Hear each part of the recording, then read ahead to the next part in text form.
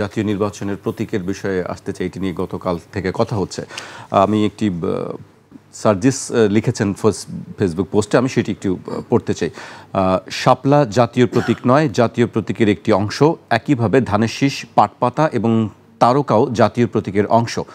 শাপলা যদি রাজনৈতিক দলের প্রতীক না হতে পারে, তাহলে ধানের শীষও প্রতীক হতে পারবে না।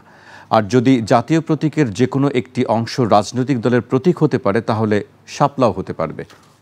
এ বিষয়ে আপনার বক্তব্য জানতে চাই। আসলে না, শাপলা এবং ধানের শীষের একটি নির্বাচন কমিশন প্রতীক হিসেবে যাকে যা বরাদ্দ দিবে সেটাই প্রতীক হতে পারবে। এই সিদ্ধান্তটা আসলে নির্বাচন কমিশনের। দলগুলি তাদের পছন্দসই প্রতীক চেয়ে নির্বাচন কমিশনকে বলতে পারে, কিন্তু এটা বলতে পারে হচ্ছে নির্বাচন কমিশনের অনুমোদিত প্রতীক থেকে তাকে একটা প্রতীক বেছে নিতে হবে।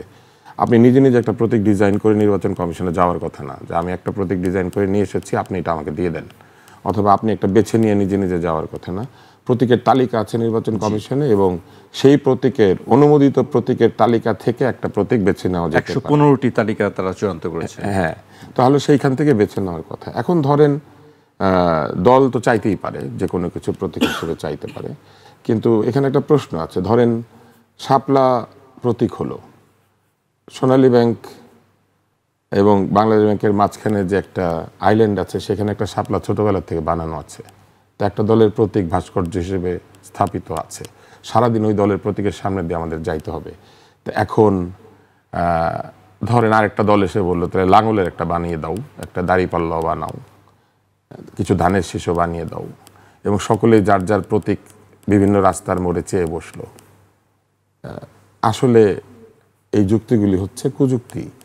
মূল বিষয় হচ্ছে নির্বাচন কমিশন যেগুলিকে প্রতীক হিসেবে বরাদ্দ দিবে, সেইখান থেকে দল তার পছন্দসই প্রতীক বেছে নিয়ে নির্বাচন কমিশনকে পার্মানেন্টলি বরাদ্দ করতে হবে। প্রতীক কিন্তু টেম্পোরারি বরাদ্দ হয়, পার্মানেন্টলি বরাদ্দ হয়। যদি কোনো দল নিবন্ধিত হয়, নির্বাচন কমিশন চাইলে তাকে পার্মানেন্টলি সেই দলের একটা প্রতীক নির্দিষ্ট করে দিতে পারে, যার মাধ্যমে সারা দেশে এই দলের প্রার্থীরা একটা প্রতীকেই নির্বাচন করবেন।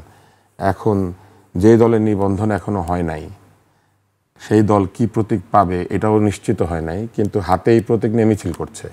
এতে করে কি হয় জানেন? সাধারণ ভোটাররা মনে করে যে তাদের সাথে আগে থেকে কথাবার্তা হয়ে গিয়েছে এবং তারা জানে যে এটা তারা পাবে। এই যে একটা মাইন্ডসেট তৈরি করে ফেলা হয় মানুষের মধ্যে, এটা করলে মানুষের ধারণা জন্মায় যে এই দলটা সরকারি দল, এই দলকে সরকার পৃষ্ঠপোষকতা করছে, এই দল হচ্ছে নির্দিষ্ট উদ্দেশ্যে সরকার কর্তৃক পৃষ্ঠপোষকতা প্রাপ্ত। শাপলা এবং নিবন্ধন কোনোটাই নিশ্চিত হওয়ার আগেই তারা সেটা হাতে নিয়ে ঘোরাঘুরি করছে। এই অবস্থাটা ভালো না। এইটা হলে পরে আসলে এনসিপির ক্ষতি হবে। এই জন্য হবে যে বহু মানুষ মনে করবে যে এই দলটি আসলে বৃহৎ একটি ক্ষমতাধর গোষ্ঠীর স্বার্থে অথবা তাদের মাধ্যমে পৃষ্ঠপোষকতা প্রাপ্ত। এটা হওয়া উচিত না। আরেকটি বলছে যে ধানের শীষও তার প্রতীক হতে পারবে না।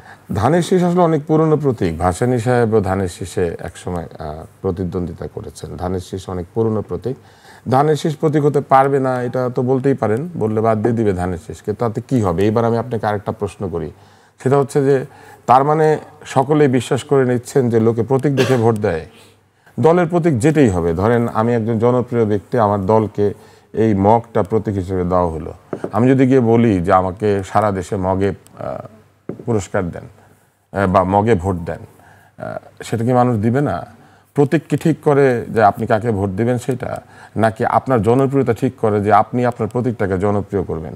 ধানের শীষে এর আগে নির্বাচন হয়েছে, মশালে নির্বাচন হয়েছে, নৌকাতে নির্বাচন হয়েছে, তারপরে লাঙ্গলে নির্বাচন হয়েছে, দাঁড়িপাল্লায় নির্বাচন হয়েছে। বাংলাদেশের বিভিন্ন দলের কিন্তু প্রতীক বরাদ্দকৃত অবস্থা আছে। কাস্তে হাতুড়ি বরাদ্দ অবস্থা আছে না? তো কি হয়েছে? কাস্তে হাতুড়িতে লোকে ভোট দিয়ে দিয়েছে। এত তারা সারাদিন কাস্তে নিয়ে ঘুরে আর হাতুড়ি নিয়ে ঘুরে, বাংলাদেশের এত শ্রমিক, কই নিজেদের প্রতীকে তো তারা ভোট দেয় নেই।